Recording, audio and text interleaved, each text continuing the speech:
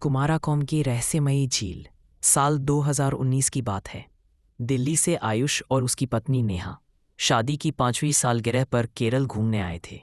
उन्होंने कुमाराकोम की प्रसिद्ध बैकवाटर झील के किनारे एक छोटा सा होमस्टे बुक किया। वह जगह बेहद शांत और सुंदर थी। नारियल के पेड़, दूर तक फैली झील और पक्षियों की मीठी आवाज़ें।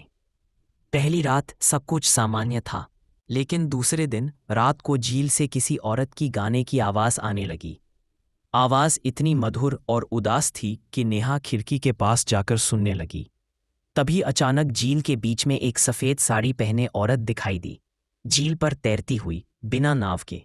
नेहा घबरा गई और आयुष को उठाया। आयुष ने भी देखा, लेकिन जैसे ही उसने कैमरा उठाया, औरत गायब हो गई।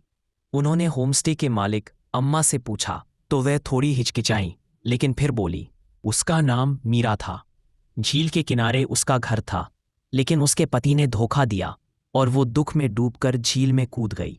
नेहा ने पूछा, क्या उसकी आत्मा अब भी भटकती है? अम्मा ने जवाब दिया, कभी कभी जब कोई बहुत अकेला या दुखी होता है तो मीरा की आत्मा उनके पास आती है। डरने की बात नहीं, वो किसी को नुकसान नहीं पहुंचाती। उस रात नेहा सोचती रही, क्या मीरा की आत्मा वाकई दुख के कारण बंधी हुई है?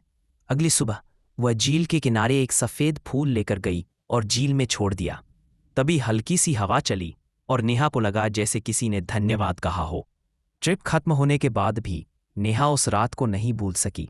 उसने अपनी डायरी में लिखा, केरल सिर्फ सुंदरता की भूमि नहीं, यह आत्माओं की भी ज़मीन है, जहाँ हर कहानी का एक दिल होता है, चाहे वो इंसानों का हो या आत्माओं का।